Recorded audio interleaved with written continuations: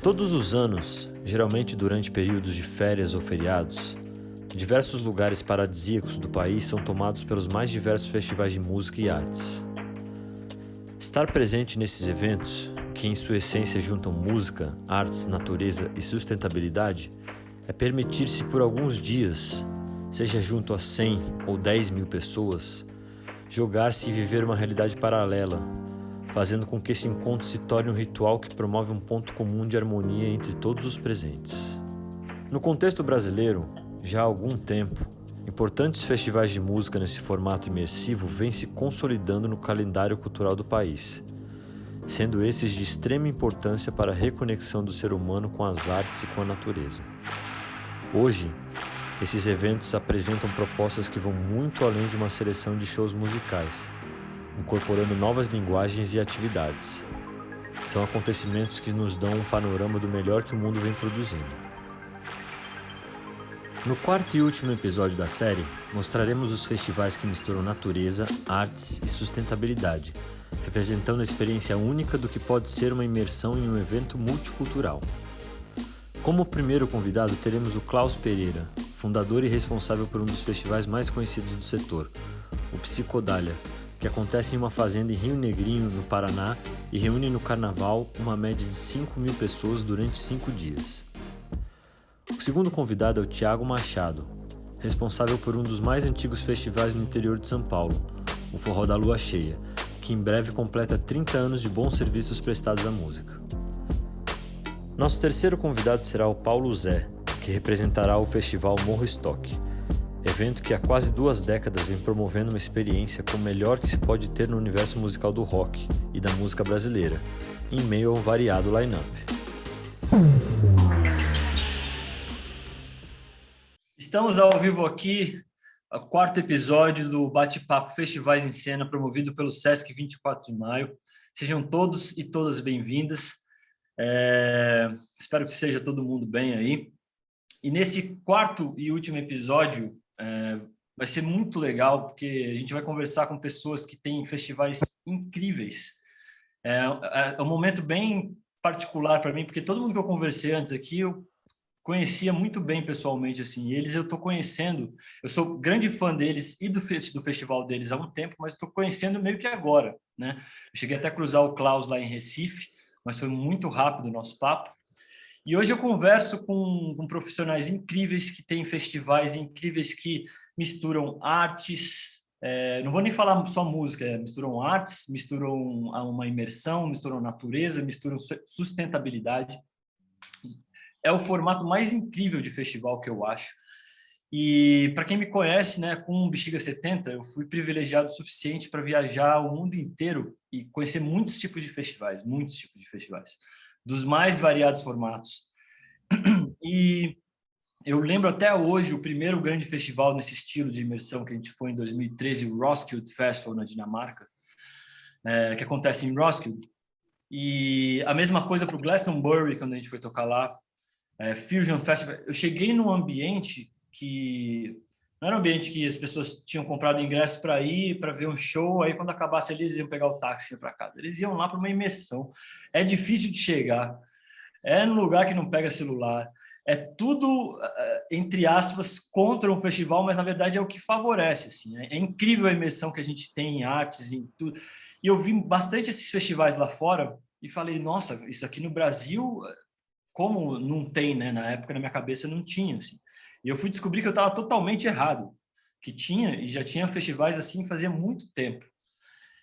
Então, assim, para não estender muito nessa introdução aqui, eu vou conversar hoje com Klaus Pereira, do Psicodália, festival que acontece em Rio Negrinho, no Paraná, e que acontece durante o Carnaval, durante 5 dias, né? Vou conversar também com o Thiago. Se eu estiver falando alguma coisa errada... É bem na divisa ali, mas fica na parte de Santa Catarina. Não, tranquilo, porque vocês também vão falar sobre o festival e aí vocês podem me corrigir, fica à vontade. Às vezes eu falo besteira mesmo, não tem problema. Tranquilo, de boa. Vou conversar com o Thiago Machado, que é o Thiago Panella também, responsável pelo Forró da Lua Cheia, que, se eu não me engano, vai completar 30 anos de existência aí, que é bastante.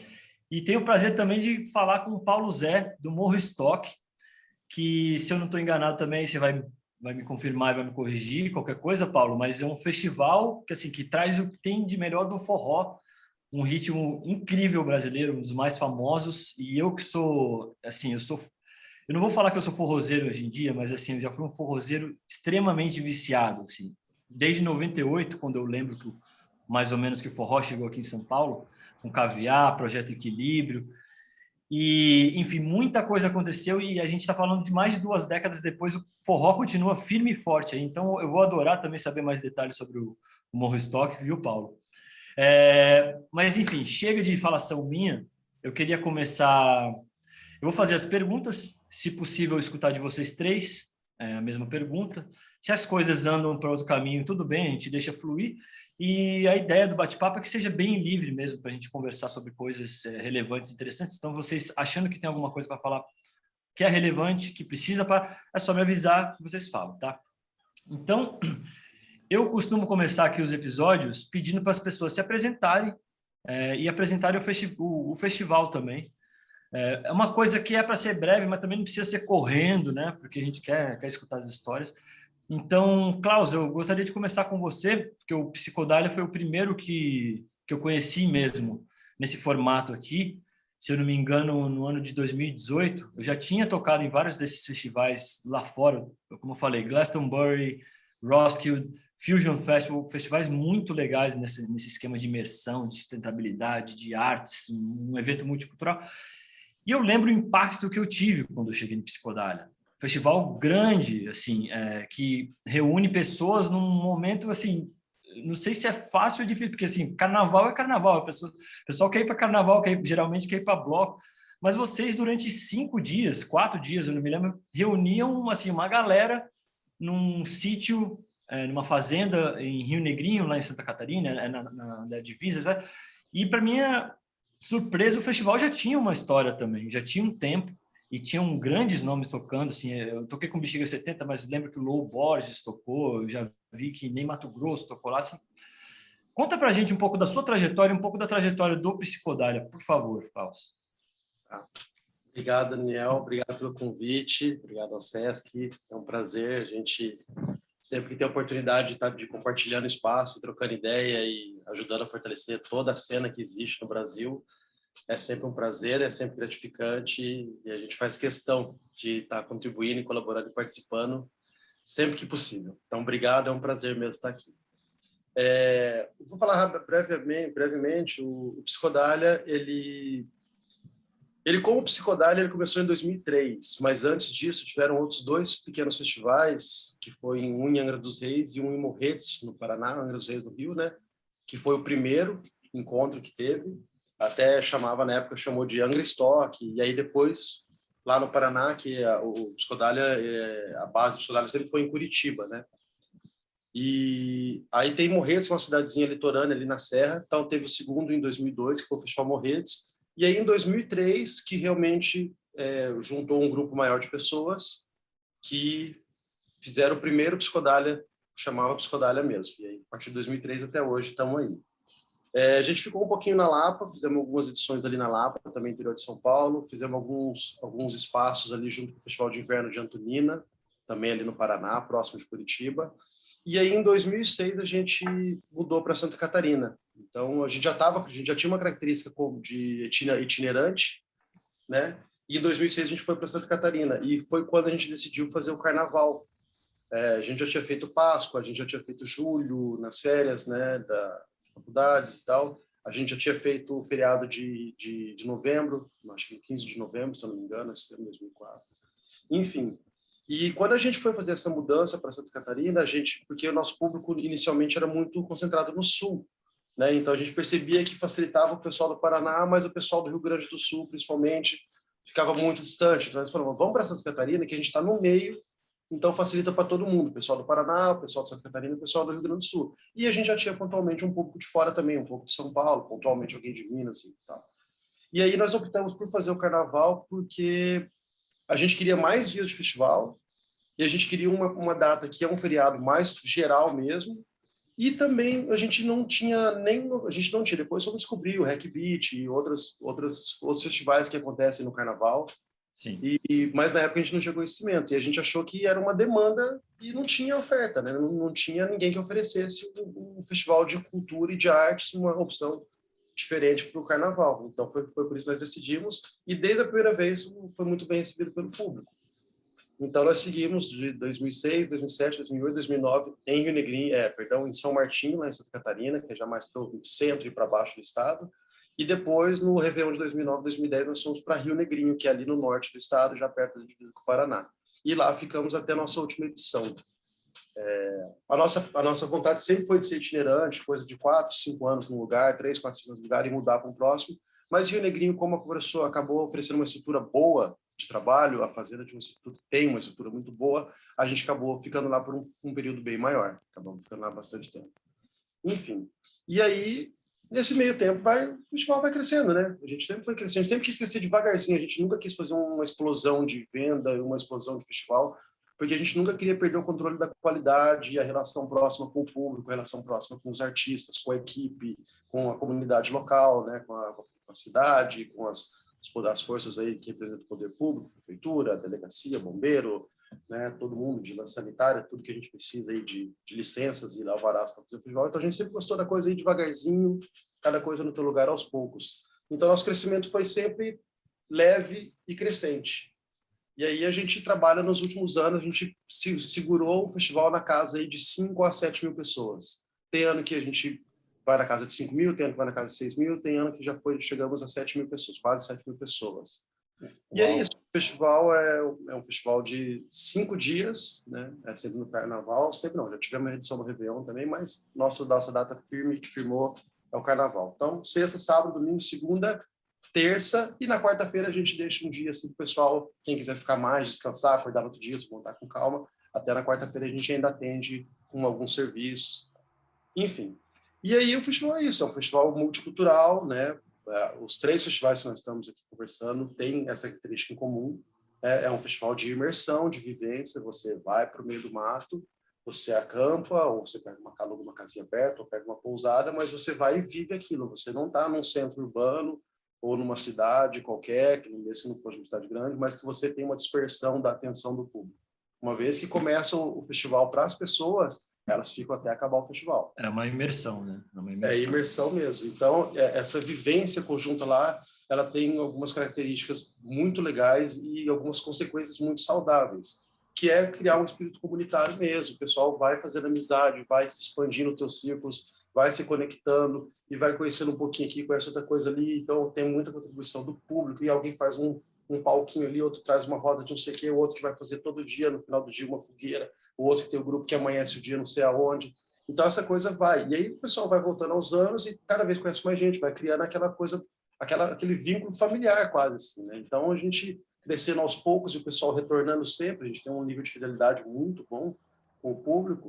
Então, esse grupo vai crescendo. A gente mesmo conhece muita gente, eu acho que não lembro de todo mundo, mas essa relação é próxima. Você vai passando ano a ano, e aí, como é que tá? Você vai lembrando das pessoas. Então.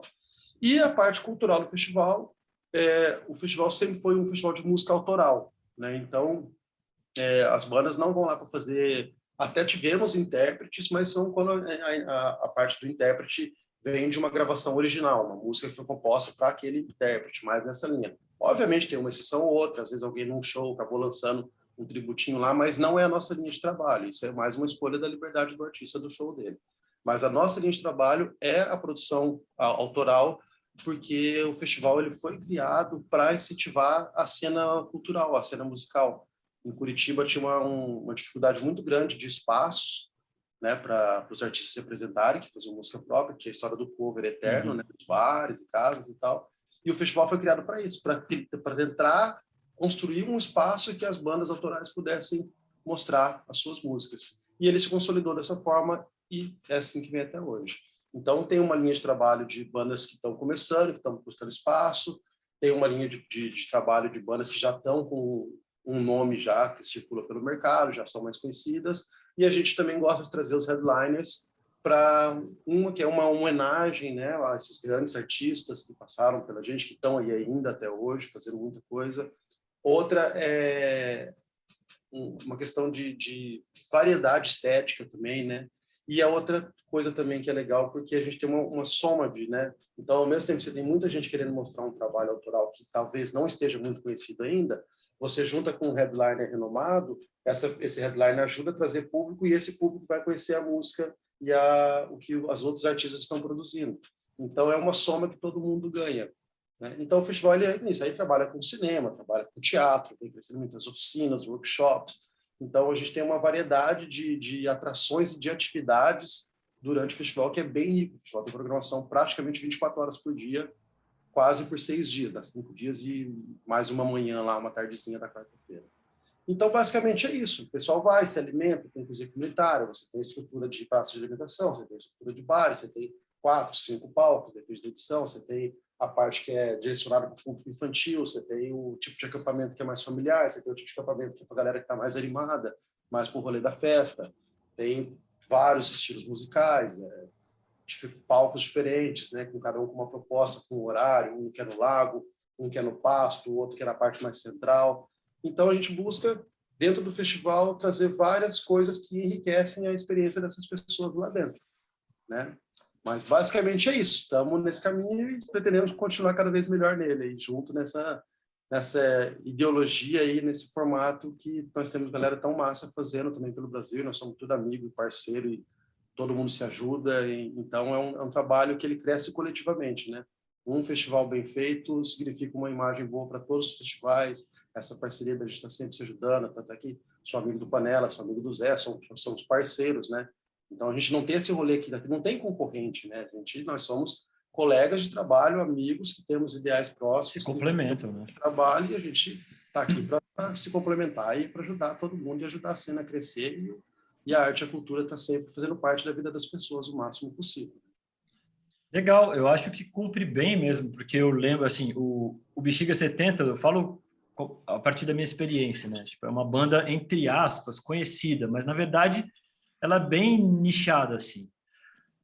Então, tem um público que gosta e gosta muito, mas nem todo mundo conhece. E eu lembro que lá do Psicodália, cara, a gente tocou depois do Low Borges, assim. Eu lembro que... E aí, depois do Low Borges, ainda tinha... O Bexiga ainda tinha mais gente legal. Então, as pessoas nunca saíam dali. Então, quem tava para ver o Low Borges, viu o Bexiga também, gostou pra caramba. E assim, você vai ampliando seu público, né? Eu acho isso sensacional. Eu ia perguntar... Desculpa, só para complementar você. Essa Claro. coisa, eu estou tentando me alongar, às vezes a gente se alonga, mas é sem querer.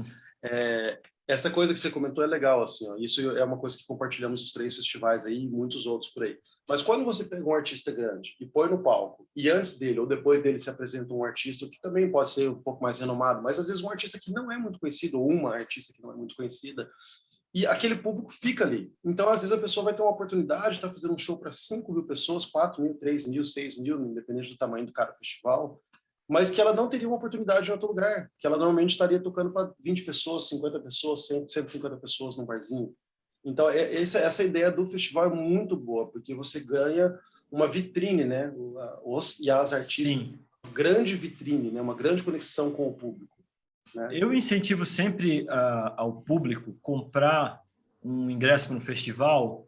Óbvio que algo que, sei lá, vai tocar desde da banda pequena, uma banda enorme que você ganha um show do Red Hot Chili Peppers que você quer ver, mas assim, você comprar a experiência que o festival vai te proporcionar e não só o show da pessoa X que você vai ver, né?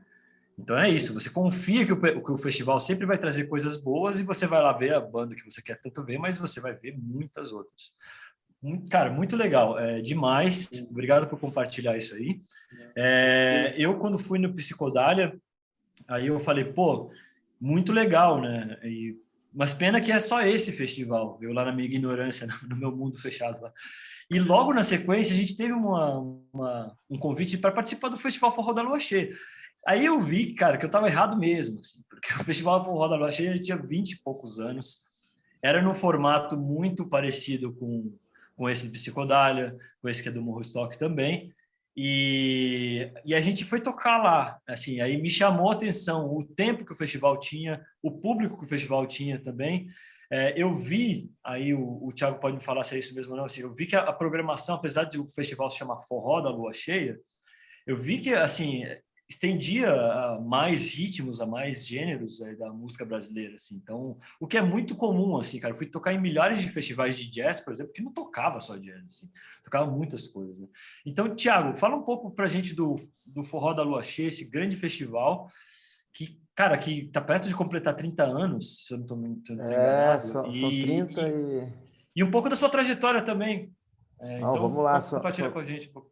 são 36 anos de história e a próxima é a A minha 30ª idade. edição.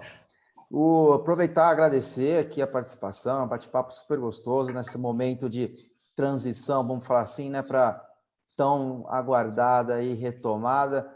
Os cumprimentos aqui ao Klaus, grande parceiro de longa data, Paulo Zé. Não tive ainda a oportunidade de ir ao Morro Stock, estava nos planos, já, se não fosse a pandemia, com certeza já teria ido, né? Inclusive, eu conheci o Paulo Zé através do Psicodália, que vimos o show dele com a bandinha de Dadó no Psicodália, e naquele momento já contratamos nem esperou, acho que acabar o festival, acabou o show, nós já contratamos ele pro Forró da Lua Cheia, já fechamos o contrato ali mesmo. E o Bexiga 70 não foi diferente, a gente viu no Psicodália e gostou demais, então a gente sempre deixa, né? Sempre deixava, né? Vitrine, Agora, né, pô? a gente sempre deixava algumas atrações em aberto justamente para ver o Psicodália. A gente sempre tinha algumas curiosidades, então a gente deixava ali 3, 4, são 90 shows o último Festival Forró da Lua Cheia, foram 90 apresentações musicais. Caramba. A gente sempre deixava um número de atrações aberto, porque próximo ao evento aparecem coisas muito legais, e o Psicodália a gente sempre gostou de ir para se divertir, claro, assim como todos aqui, é o tipo de evento que a gente mais gosta de ir mesmo, a experiência de imersão. O Klaus falou muito bem sobre tudo isso daí, então a gente sempre vai lá e vê os shows, espera alguns shows que a gente sempre quis ver, às vezes não teve oportunidade de ver, e também você vê um show numa casa de shows, às vezes, e ver um show no festival é diferente, então muitas vezes é legal você comparar vendo o show no festival mesmo do que numa casa de shows, né? E realmente esse formato de evento, de festival, acredito eu, tem tudo para ainda crescer muito no Brasil. Como você falou, Glastonbury, festival aí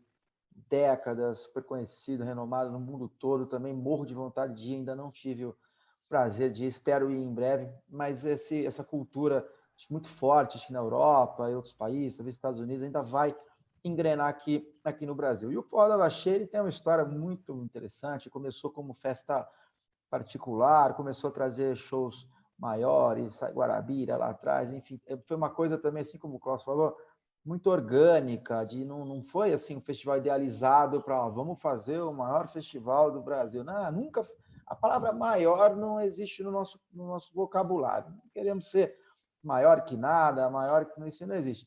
Nós queremos fazer uma experiência realmente diferente, tanto que o nosso público é limitado a 10 mil pessoas dentro da fazenda, incluindo staff, só de atrações musicais, convidados dos famílias dos músicos, né? Que a gente tem muita parceria, muitas atrações levam seus namorados, suas namoradas para curtir os 4 dias juntos.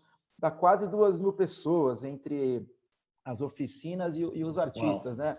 Foram 200 oficinas culturais o último festival. E assim como as atrações musicais, as oficinas também a gente adora ir no Psicodália para fazer as oficinas lá, para sentir. E é legal você ter a experiência que você proporciona, né? Você sentir essa experiência em outros festivais também. Então, a gente sempre está nesse intercâmbio, visitando também outros festivais, a gente não para, fica o ano inteiro vendo shows igual você falou, o nome Forró da Lua Cheia, ele começou por conta da data de ser, inicialmente ele era uma festividade de junina mesmo, de forró e tal, e aí a coisa foi tomando outro rumo, muito por conta do próprio público, e hoje o forró representa talvez aí 15% da grade do festival, né? Ele tem um palco exclusivo, chama Palco Forró, que é um palco onde toca só forró, e tem um festival de forró também, tocam várias bandas que são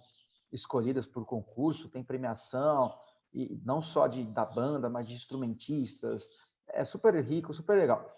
E aí nós temos curadores e curadoras de várias vertentes, de vários lugares do país, então nós não temos assim, não tem um curador ou uma curadora, o Festival Forró da Lua Cheia, a gente trabalha com diversas pessoas de vários lugares, o pessoal da Busca Vida, são muito parceiros, sempre indicam várias bandas. O Paulo Zé sempre me indica banda, a gente sempre conversa, o próprio Klaus, no Psicodália, a gente sempre vê banda lá. Então, a gente visita muita banda viajando e tem muita gente de blues, por exemplo, que já nos entrega assim, uma sugestão de bandas de blues e assim, todos os seus segmentos. Né? Então, isso é muito legal. O festival ele trabalha com a... Hoje é difícil você falar até estilo musical. Né? Você pega o Francisco Anombre, por exemplo, hoje, como é que você enquadra como... É um MPB, mas assim, os estilos Eu também musicais não sou fã de rótulos, assim, também não sou, cara. Apesar de eu sei que eles existem, mas eu não sou muito fã também. Eu acho que isso aí está acabando, né? A gente trabalha com reggae, rock, pop, MPB, tudo que traz uma cultura, traz uma riqueza musical e a gente tenta passar isso para o público, né? É um movimento que a gente costuma trabalhar, assim, a ideia do movimento de música, de paz, de cultura e natureza, né? E realmente um show na natureza, quando você não tem a preocupação de ir embora, é sua casa ali, se torna aquele festival por alguns dias, é algo indescritível, só você vivendo mesmo para poder falar. Então, acho que é isso aí, o Forró da Laxê está confirmado para 16 a 19 de junho, depois de 4 adiamentos, né? Esperamos que esse seja o último adiamento exato, vai rolar, cara. E vamos para cima. É isso aí, pô, obrigado, Thiago, pô, demais, cara, também. Paulo Zé, meu querido, muito curioso também com a trajetória toda do Morro Stock, inclusive saber do formato dele, se vocês trabalham só, unicamente, exclusivamente com forró hoje em dia, mas mais do que isso... Ah, não? Não, a gente não trabalha com forró. Eu acho que deve estar tendo alguma pequena confusão aí. A gente trabalha com as vertentes do rock. Eu gostaria de trabalhar mais com forró, inclusive, que é um ritmo muito bacana e o povo aqui, na vertente que ele tem, de ser diverso e gostar, abraçar ritmos diferentes, o forró é um deles que, né, tem o seu encanto. Mas vou certamente buscar bandas de forró, trios de forró, para ver se pelo menos algum vem na próxima edição. Né? Maravilha, algum erro que eu com certeza me confundi aqui no meio de tanta coisa, mas pode falar o que você quiser, fica à vontade para contar a história do festival aí. Zé, vai lá no Forró da Lua Cheia, escolhe igual a gente faz quando vai lá no Psicodália, a gente vê os shows, vê qual que a gente gosta mais e troca uma ideia também com as bandas. Isso é legal quando você vai no festival, você não vê só o show. A banda acabou de tocar, ela fica por ali. E para a gente é muito importante também essa relação humana com os artistas. Então a gente troca uma ideia. Se for uma galera do bem e tal, legal, dá mais vontade ainda de trazer, né? Foi o cartão do Paulo Zé. Então vai lá no Forró da Lua Cheia, escolhe a banda que você gostar lá de forró, já leva para o Total. Não, é isso mesmo, porque eu já peguei bandas do forró, do Psicodália, a gente faz essa curadoria conjunta. O festival Morro Stock é o caçulinha aqui dos monstros sagrados aí, Forró da Lua Cheia, nos seus 30 anos, e o Psicodália lá nos seus 23, eu acho, já tem 23, se eu não perdi minhas contas aqui, no meio dessa parada e dessa pandemia. Mas tive a oportunidade, né, de ir nesses dois festivais e Psicodália várias vezes, não só como público, mas também levando bandas e tocando com a bandinha de Dadon. O Morro Stock está indo para a sua edição, né, de 15 anos, né, uma edição que era para ter acontecido já em 2019, né, não deu, 2020 também, e a gente está 2020, 2021, né, Sim. E 2022 a gente está pensando na edição de 15 anos, uma edição emblemática, né, que possa ser desenvolvida. É um festival que é realizado no interior, área rural, né, com acampamento. No caso aqui, eu estou falando direto do lugar onde ele está sendo realizado desde 2016, que é o Balneário Ouro Verde, na cidade de Santa Maria, no interior do Rio Grande do Sul, bem no coração do Rio Grande do Sul, é bem no meio do Rio Grande do Sul, né? E é um festival cosmopolita que traz pessoas de todos os lugares, né? De todas as cidades, caravanas, enfim.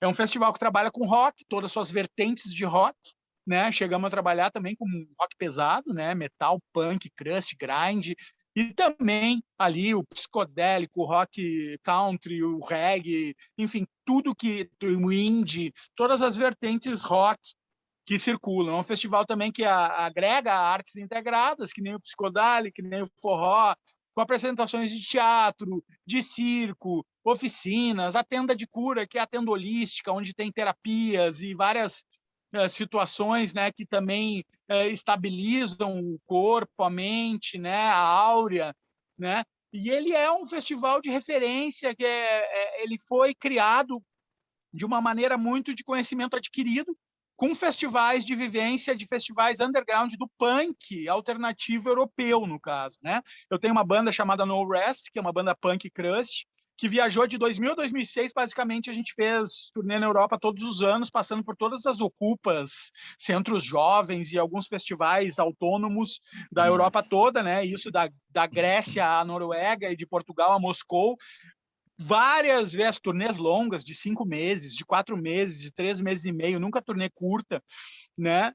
E nisso fui aprendendo como era receber banda, como era estar sendo recebido, como era gestar alimentação, estadia, de como é fazer um festival, os setores dos festivais.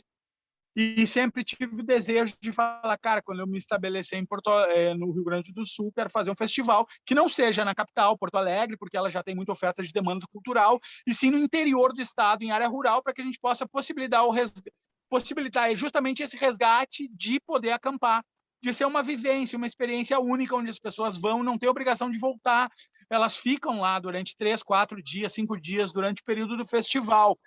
E em 2007 eu tive a alegria de estar podendo colocar esse plano em prática. Eu tinha uma van, que era uma van que circulou metade das bandas do rock gaúcho, né? Eu fazia turnês e levava as bandas dentro da van para viajar, né? E daí tem de tudo, né? Desde Vanguardia até Cachorro Grande já andaram dentro dessa van, e bandas desconhecidas e conhecidas.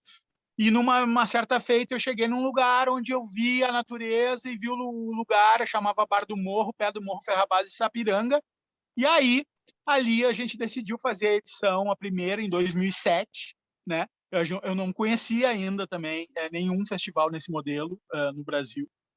E em 2007, quando as pessoas foram ao festival, elas falaram, olha, tu tem que conhecer o Psicodália, olha, tu tem que conhecer o Psicodália, olha, tu tem que conhecer o Psicodália. E o Psicodália surgiu muito forte ali, né? E no ano de 2008 eu já conheci o Psicodália. E a partir de 2008 até a última edição que teve, eu não deixei de faltar um ano no Psicodália, sendo que a bandinha tocou 7 vezes, eu acho. E eu fui outras vezes com outras bandas, como o Vander, Júpiter Maçã, Bicho da Seda, enfim, uma série de outras bandas. Também pude proporcionar a própria Camarones Orquestra Guitarrística de tocar lá. Na sequência, fiz o contato para Francisco Elombre estrear no Psicodália e já ser dona da casa também, porque eu tinha certeza que quando eles tocassem uma vez, eles iam tocar 4 vezes consecutivas. E foi o que aconteceu, né?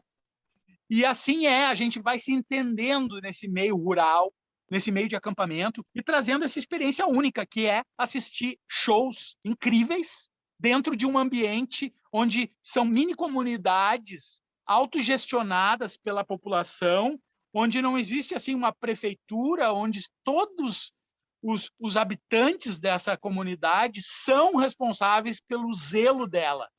E eu acho que é isso que é a mágica que funciona bem no Psicodália, no forró e no Morro Stock, que é o zelo pelo negócio e o amor que se tem por aquilo ali, onde o respeito pela natureza vem em primeiro lugar, junto com o respeito ao outro ser humano.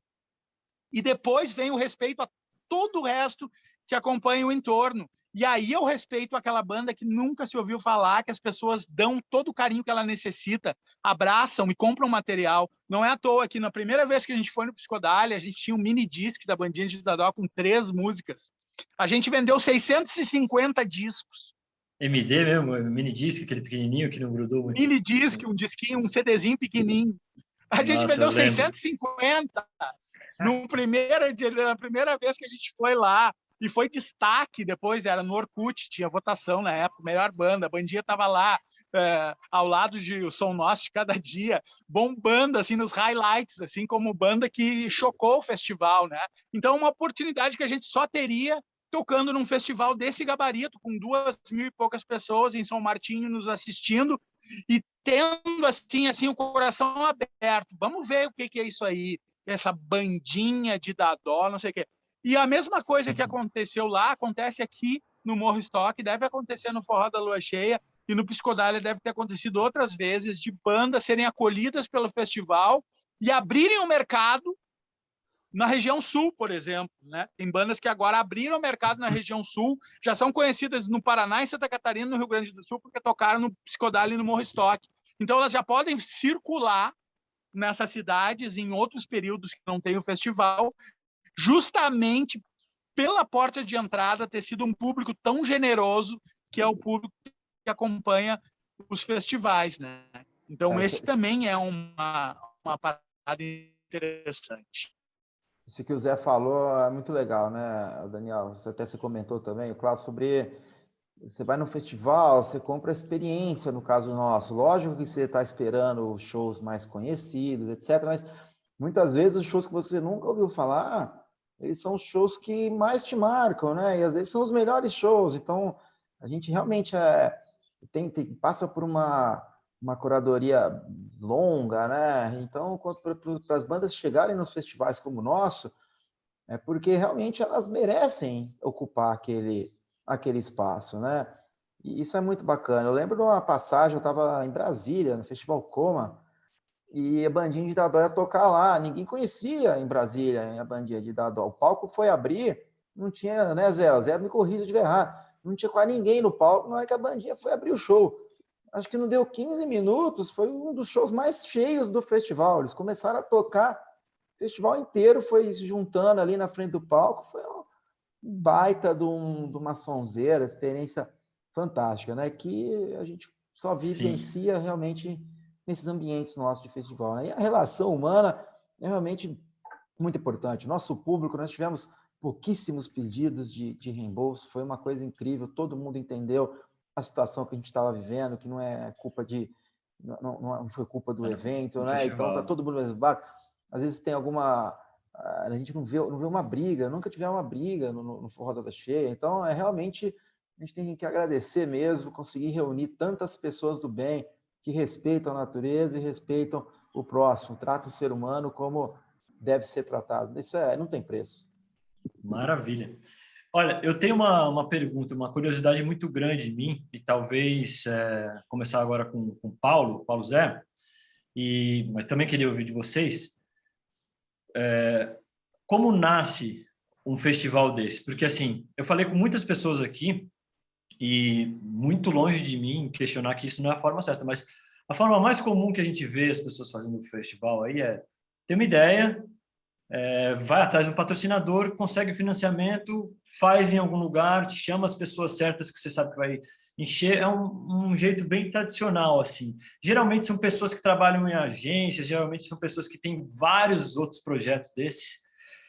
E eu vejo que esses festivais em específico são feitos por pessoas que geralmente não são dessa, assim, eu imagino que vocês não tenham 4, 5 festivais que nem o Forró da Lua Cheia, que nem o Psicodália, ou que nem o Morro Estoque, sabe? Assim, acaba sendo uma atenção única para um festival grande, que você tem que botar muita energia, e principalmente essa energia tem que botar, porque a minha dúvida é exatamente essa.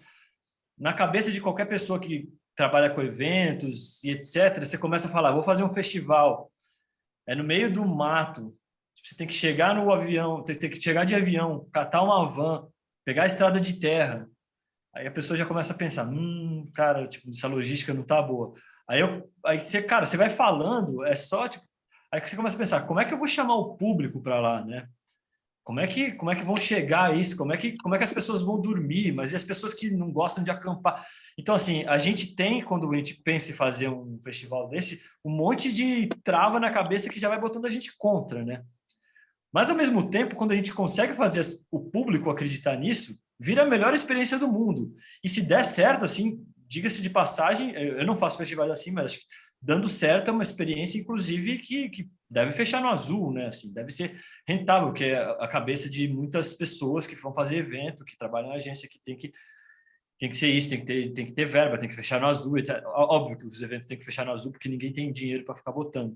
Mas como é que nasce isso? Porque vocês não têm um background, um passado para falar, aqui muito bom, então assim, eu estou com uma ideia de fazer um festival no meio do nada, vou levar pessoas para lá, você vai ter que acampar, Assim, então, eu pergunto, como é que nasce isso? Vocês já vão e colocam uma energia, um dinheiro para fazer isso acontecer, fazer uma coisa grande, ou todos os casos aqui, tanto o Morro Stock, quanto o Psicodália, quanto o Fordaloche, começaram como uma coisa muito pequena, do tipo, eu vou fazer uma coisa aqui naquela fazenda, vou botar um palquinho pequeno, vou chamar as pessoas, quem vier, veio, e a gente vê o que acontecer. Porque a história do Glastonbury, eu que fui tocar lá e fiquei próximo das pessoas, o cara tinha uma fazenda lá da família dele, que já era de muitos e muitos anos lá, centenas de anos que a família dele ocupava lá.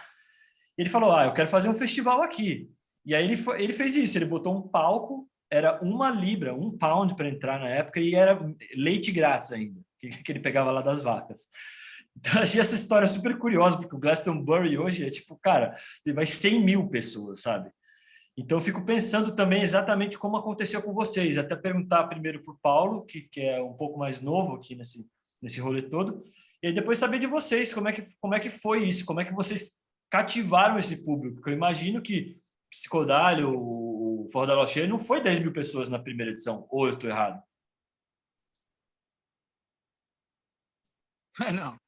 Eu acho bem difícil que tenha ido 10 mil pessoas na primeira edição, porque ele começa todo festival, independente de qual for, a menos que seja um festival que já nasce grande, dentro de uma agência, e com grandes patrocínios, onde tu busca um line-up monstruoso, que já é grande, já é feito no Mineirão, por exemplo, né?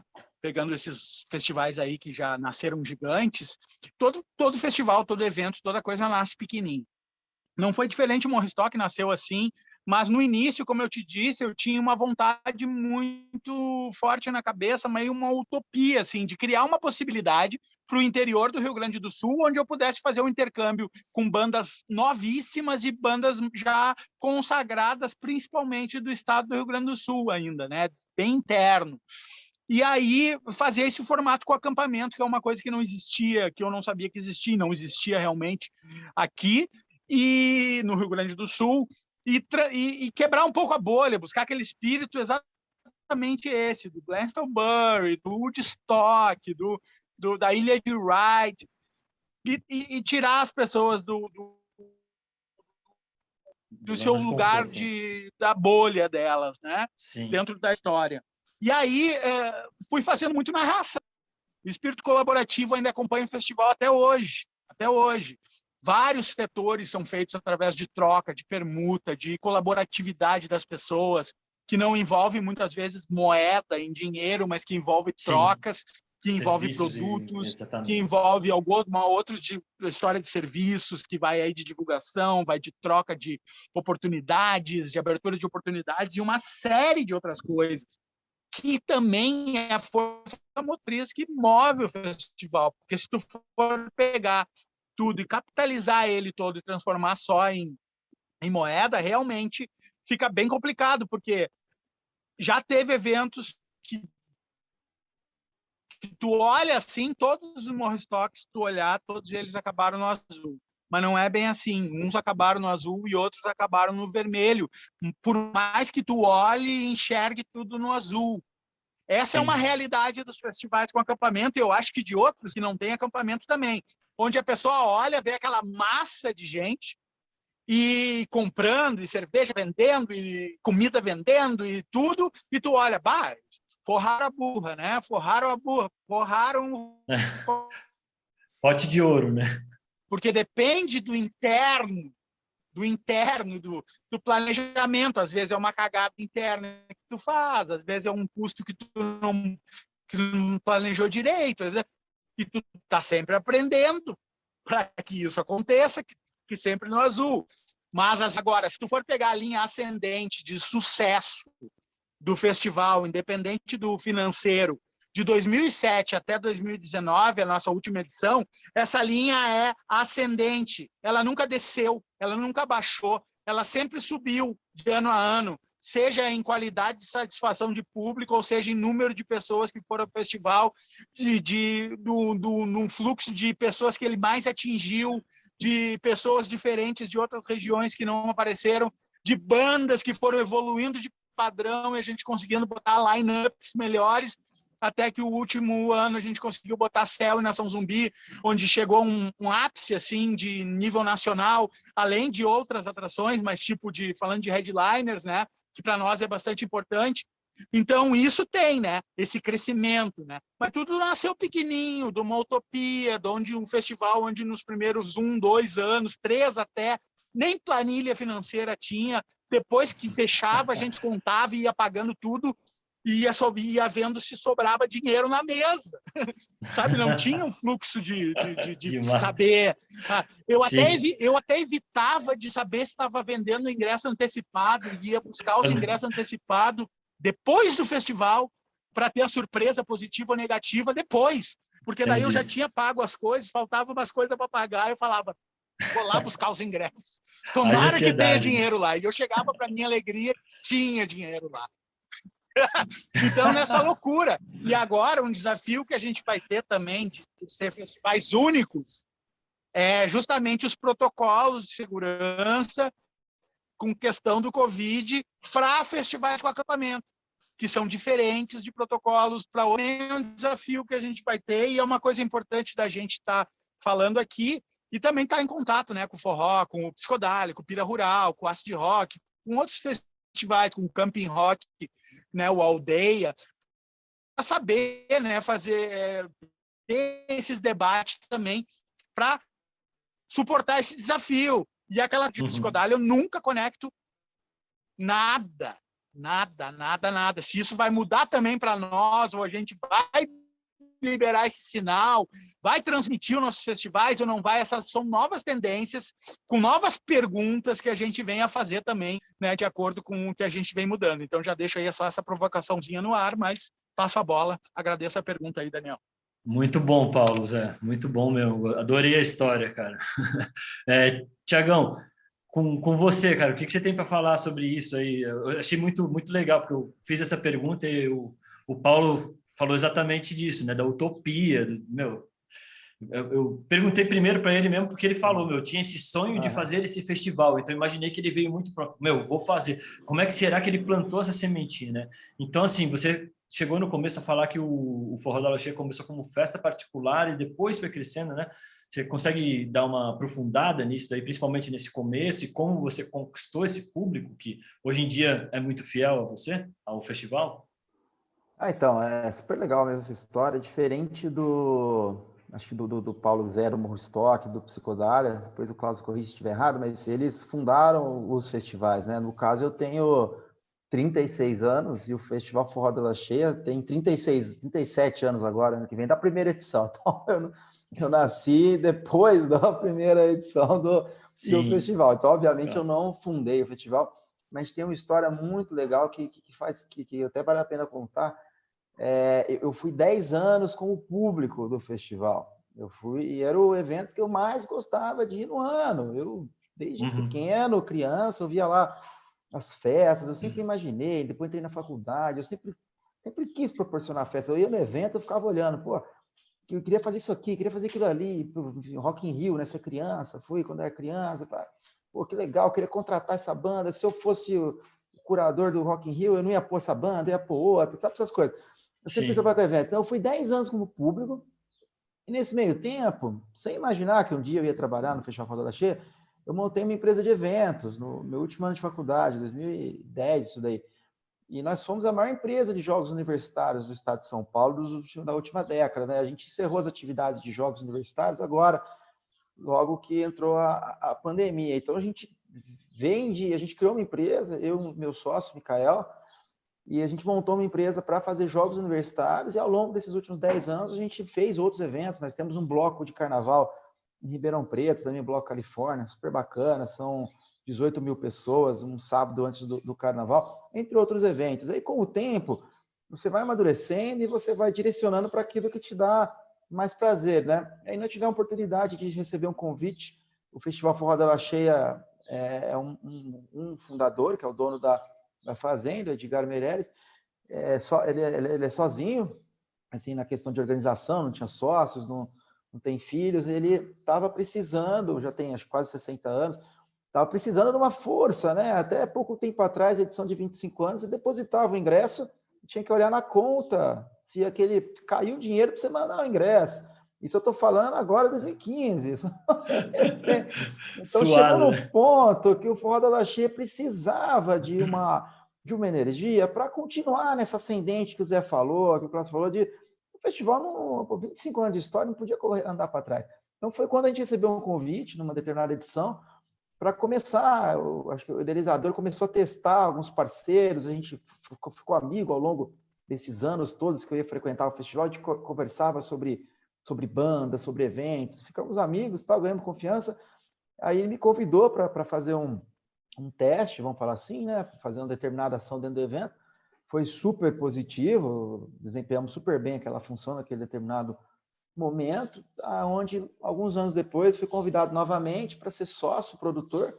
Então nós fizemos 3 anos como coprodutores, onde a gente já assumiu toda a responsabilidade, já assumiu tudo, as contratações, tudo nosso nome, mas ainda éramos sócios minoritários do dono da fazenda, que é o proprietário do festival. Depois de 3 anos juntos, nós fizemos uma proposta para assumir de vez o festival. E aí deu certo. A gente fez o primeiro ano dessa nova era, vamos falar assim, desde que a gente assumiu 100% o controle do festival, a gente fez só uma edição. E isso foi muito legal, esses 3 anos que nós ficamos juntos, e os 10 anos antes disso. Então, eu estou indo para 15 anos que eu vou no festival. 5 fazendo e 10 como público, acampando, enfim. E essa experiência que eu tive como público foi fundamental para estar agora onde eu estou, dirigindo o festival. E os 3 anos que eu coproduzi também foram fundamentais para respeitar as raízes do festival, respeitar as características. Então, a gente trabalhou em conjunto 3 anos.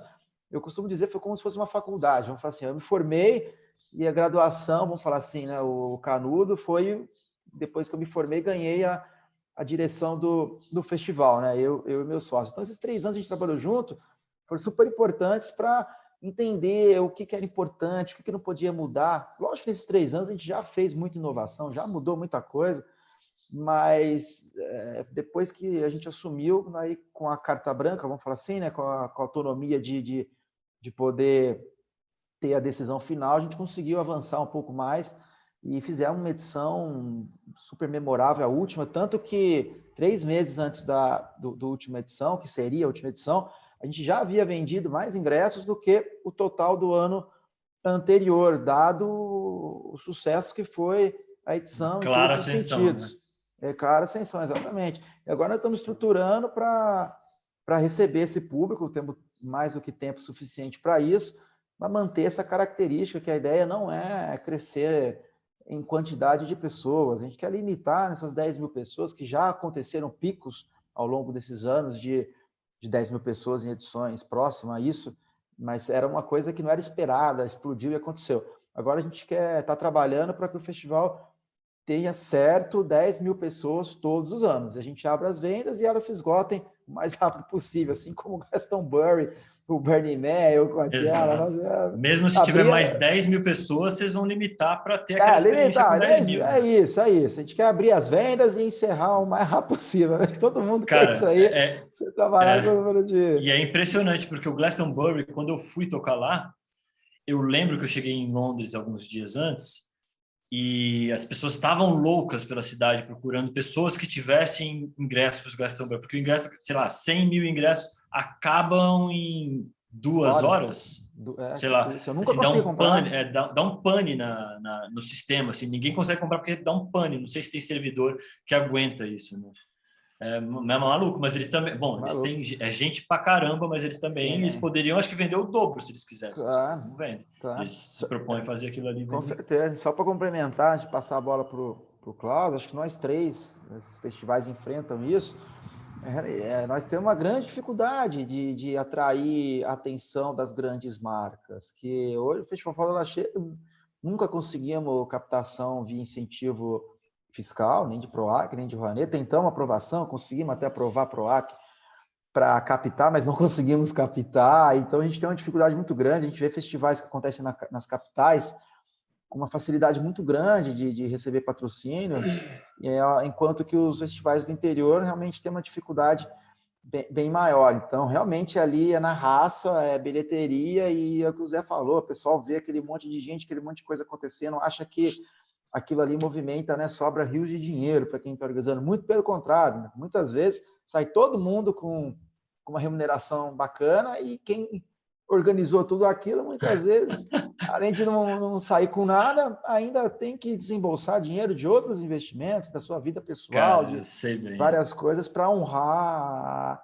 a coisa. Então é muito delicado. Então a gente está trabalhando agora realmente uma profissionalização do evento para que ele fique atrativo para as grandes marcas, para a gente conseguir continuar trazendo atrações de renome e investindo em infraestrutura, que é muito cara, sem que isso precise ser repassado tudo para o ingresso final do público, né? A ideia é manter o ingresso mais barato possível para o evento ser o mais democrático possível, mas a conta não fecha, não é fácil. E eu estou muito preocupado com a inflação do ano que vem para a realização dos eventos. Eu não sei o que vai acontecer com os fornecedores, vai ser complicado. Esse é um Ainda mais se você trabalhasse com um artista internacional, então, né? Caramba, cara.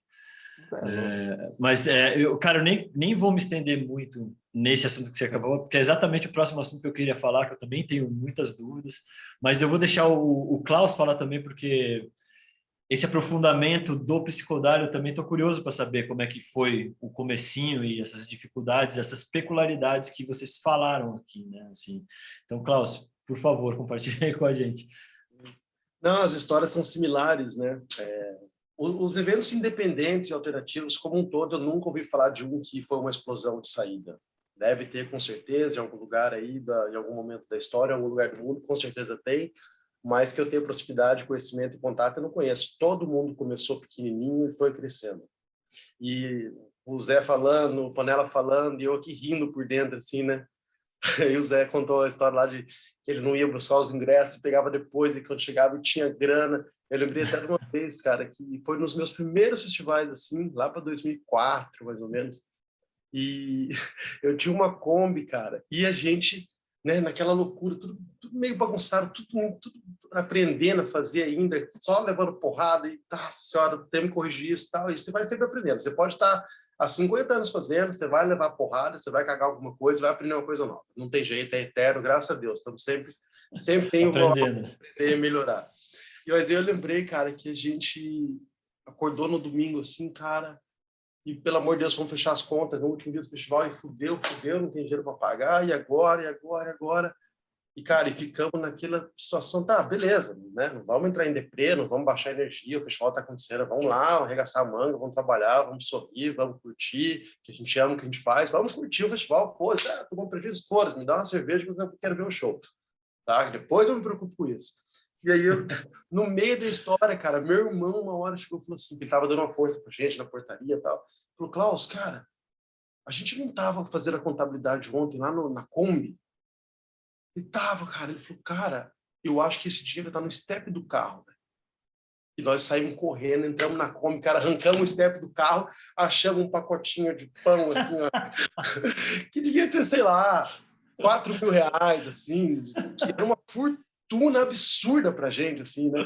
E, pelo amor de Deus, eu chorava, eu corria lágrima, assim, de emoção, de, meu Deus do céu, vamos conseguir pagar, graças a Deus. Cara, e tem várias histórias dessas, né? Porque é isso, né? Todo mundo aqui, independente de que momento que entrou, se está desde o começo. Eu comecei com o público do Psicodália, né? Eu fui entrar no Psicodália, ele estava em 2004, mas eu já entrei sendo parceiro, porque eu fiz amizade com a galera que estava na organização antes de mim, né? E aí eu tinha um Fusca na época, né? Depois eu comprei a Kombi, porque uma Kombi é muito mais interessante fazer um festival do que um Fusca, né? Mas eu tinha um Fusca na época, e aí eu falei, galera, é o seguinte, cara, eu tô aí, sou estudante e tal, e aí eu fui selecionado para tocar, né? Aí eu falei, e começamos a selecionar, começou a fazer amizade, a gente frequentava o mesmo ciclo lá de amigos e casas e festas e tal. Aí, galera, tem o Fuqueta aí, precisar de mim é nóis. E aí, não, beleza, vamos aí. E aí que eu fui, ajudei, né, isso no começo de 2004, isso. E aí, e fiz amizade, e conheci todo mundo aí, que a gente começou a ficar amigo mesmo, próximo. Aí fui lá, desde o começo da montagem, fiquei até o final das montagens, ajudei. Aí no meio do ano teve um outro em Antonina, também a mesma coisa. Esse eu já fui tipo um mês antes. Fiquei, passou ali, eles falaram, Klaus, queremos te convidar para vir para a organização, né? Porque, enfim, eu me dediquei de calma e corpo para o negócio, assim, e por isso que eu fui convidado. Mas eu também comecei como público, né? Isso há muito tempo, 2003, 2004, mas é aí que a gente foi fundar a empresa. Nessa época não tinha nem empresa, né? Então, quando a gente fundou a empresa, aí sim, eu já era parte do quadro de sócios e tal, abrimos lá, todo mundo, né? Todo mundo igual para todo mundo, mas também comecei como público, apesar de ter sido um trajeto curto até ir para a organização. Mas, enfim, e aí a galera contando, e aí a gente vai lembrando dessa história, conversa do dinheiro no coisa, outra vez que escondeu um dinheiro, porque a gente tinha medo, né, cara? Você tem medo, você não tem lá um carro blindado que está recolhendo o teu dinheiro, então, cara, a gente às vezes pegava o dinheiro e falava, pelo amor de Deus, cara, isso aqui é para pagar artista, isso aqui é para pagar isso aqui, cara, eu lembro de a gente abrir caixa Enterrar, de né? assim, ó, parafusar a caixa de contrabaixo, assim, jogar lá dentro e parafusar de novo e deixar no meio dos equipamentos lá disfarçado o negócio, saca? Cagando de medo de perder esse dinheiro, de ser assaltado, de sei lá o que. Graças a Deus, cara. Amplificador de ouro. Os festivais, eles têm umas energias tão boas, assim, cara, que, cara, você não vê, né? Que nem o Zé tava falando, cara, nunca teve briga, o Psicodélia nunca teve briga, o Estoque também nunca teve briga. Então, tem uma sinergia tão boa, cara, nesses festivais, assim, sabe aquele negócio que você chega aqui, ó, sentou para tomar uma cerveja, esqueceu o teu celular aqui no dia 1, você pode voltar no dia 4, no dia 5, ou ele vai estar lá, ou ele vai estar no Centro de Achados Perdidos. Então, tem toda uma energia, uma vibração do público, assim, que isso é construído coletivamente, isso é construído com os trabalhos de conscientização, tal, mas tem uma coisa tão legal assim, cara, não acontece coisa ruim, é uma coisa maluca.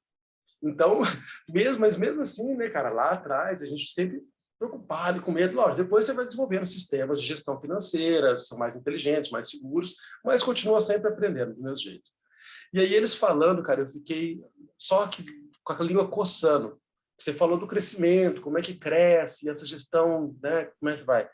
Eu vou te falar assim, eu acho que talvez eles também tenham o Panela, talvez não agora que ele, nessa fase nova, mas ele com certeza conhece muito bem a história, talvez tenha passado por isso também anteriormente lá no Forró. Mas o que fez o Psicodália crescer foi prejuízo. Prejuízo. O que fez a gente crescer, o que fez a gente se profissionalizar, o que fez Interessante. Foi tomar prejuízo. Saca? Porque a gente acabava... Isso não aconteceu uma vez nem duas. Certo? Já tivemos anos muito bons, já temos anos regulares e já tivemos anos que o negócio foi feio. Você sair chorando, você fala, o que eu vou fazer da minha vida? E é simples. Um grupo de pessoas que trabalham daquilo, estão tentando viver daquilo. Eu lembro que eu demorei 4 anos de trabalho no Psicodália para poder tirar R$ 1.500. Trabalhei por 4 anos, depois de 4 anos eu consegui pegar R$ 1.500 de cachê. Por 4 anos de trabalho. E eu adorei aqueles R$ 1.500, cara. Aqueles R$ 1.500 foram maravilhosos.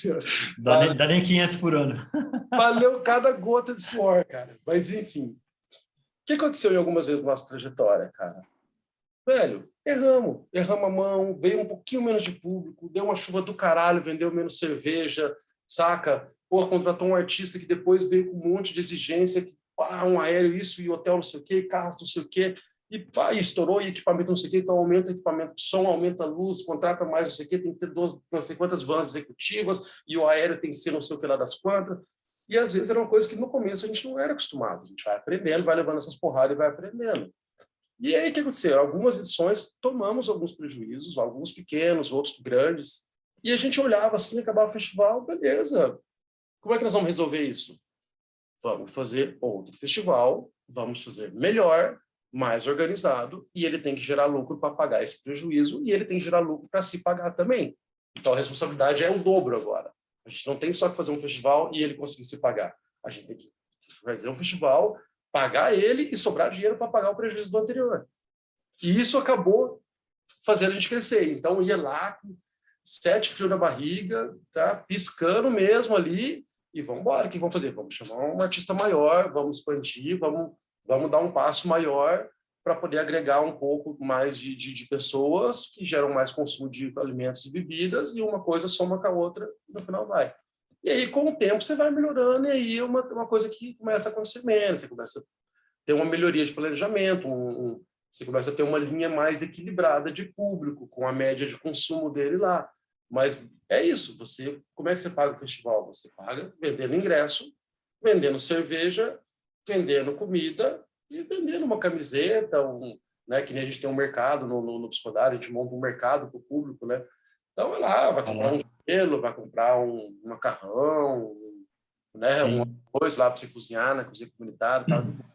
Mas é isso, os festivais, normalmente a história dos festivais alternativos e independentes é essa. Você começa pequenininho, provavelmente é um pequeno encontro. O primeiro Psicodália, que nem chamava Psicodália, na verdade, né? O primeiro Psicodália, como eu disse, foi em 2003, mas antes disso teve o Angry Stock e o Festival Morretes. O Angry Stock, que foi essa primeira idealização de encontro, tinha 120 pessoas. Era um ônibus e mais 20 carros de amigo lá que saíram de Curitiba foram para Angra dos Reis.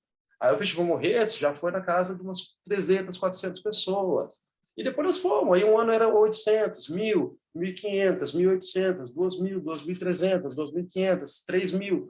Foi indo. E tanto é que chegou no ano que a gente teve 7.000 pessoas, quase 7.000 pessoas, e nós demos um passo para trás. A gente não quis tantas pessoas mais. No outro ano nós fizemos menos pessoas, né? E o último ano do Psicodália a gente trabalhou na casa de 5.000 pessoas, que para mim foi o ideal. Para a estrutura que a gente tem na fazenda, para a estrutura, para a quantidade de equipe que nós temos, para mim foi o ano que a gente assim teve alma, saca? Porque na produção, cara, você demora um tempo para se organizar, e mesmo assim você leva as tuas porradas, mas é aquele negócio que você já vem, né? De um crescimento de tensão e de responsabilidade. Ok, tem um orçamento X, contratei artista, fechei palco e luz e não sei o que, começou a vender ingresso, como é que tá isso? Ok, já consigo pagar aquilo, consigo, mas essa pressão vai aumentando no cronograma aí, né, até chegar perto da execução do evento, então você vai trabalhando mais, vai ficando mais preocupado, mais tenso, tal, aí você entra na montagem, trabalho, e a hora que começa o festival, você não existe, você se divide em umas 15 pessoas, funciona 26 horas por dia, e isso é muito cansativo, muito desgastante, só que com o tempo a gente vai aprendendo algumas coisinhas, e uma delas também é buscar um equilíbrio maior nas contas. Mas é isso, cara. Às vezes, velho, você trabalhou certinho, você fez bonitinho, você cresceu devagar, você tá bem, você conhece bem o teu evento, você conhece bem o teu trabalho, tua equipe sabe o que tá fazendo, você tá com a tua planilha bacana, ela tá bonita, e, cara, me dá uma chuva do caralho no festival. Acabou, velho. Vai ter gente que vai desistir de ir, vai ter gente que vai embora no meio, porque, puta, choveu demais, cansei, teu consumo diminui, e, cara, é pouquíssima coisa. Às vezes, num festival, são 300, 400, 500 pessoas a menos, já tá a diferença se você vai ficar no vermelho ou se vai ficar no azul, ou se você vai ficar no elas por elas. Às vezes, até menos. Às vezes, 200 pessoas são o suficiente para te virar a tua conta ali para o verde ou para o vermelho. Então, é um trabalho assim, cara, que se você não tem muito tesão no que você está fazendo, se você não tem muito amor no que você faz, se você não gosta muito disso, não acredita muito no que você está fazendo, você larga a mão. Você larga a mão. Total, cara. É puxado mesmo, assim, sabe? Emocionalmente é exigente isso da gente. Né? Eu boto fé que vocês três tem uma coisa em comum em vocês três, que nesses 3 festivais, que eu acho que é a chave do negócio, cara, porque enfim, com toda a informação e toda a tecnologia que a gente tem hoje em dia, eu ainda acho que o boca a boca é uma coisa poderosíssima. E óbvio que o boca a boca também passa pelo âmbito digital, óbvio, mas assim, então assim, você vai e faz um festival, putz, eu tive um prejuízo aqui. E aí, assim, você pode ir muito fácil. Eu faço um festival de jazz, mas eu faço há 5 anos numa escala bem menor. Eu sei mais ou menos o que vocês estão falando, assim. Mas imagino, assim, a carga que deve dar de, tipo, putz, que desânimo, cara. Tipo, o festival teve prejuízo. E aí, putz, talvez ano que vem fazer uma coisa menorzinha, ou então você vai fazer já aquela edição do ano que vem um pouco mais desanimada. Você falou uma coisa assim, putz, cara, a gente teve prejuízo esse ano que vem a gente precisa fazer mais. Vamos, sei lá, vamos investir ainda mais, chamar um nome maior, vamos dar mais um gás. Porque você continua fidelizando aquele público. Às vezes, um festival que você teve um prejuízo foi ótimo para a pessoa que está participando ali. Ela não está sabendo das contas, né? Então, assim, você fideliza esse público no ano seguinte fazendo uma...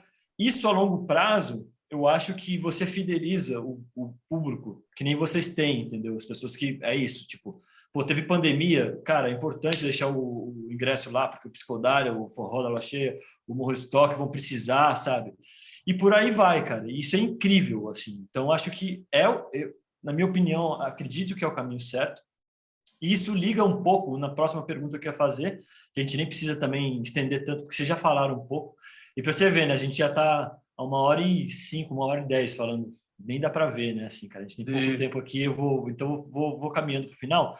Mas eu queria saber, vocês trabalham com patrocínio ou vocês não, assim, preferem tentar de uma forma mais autônoma?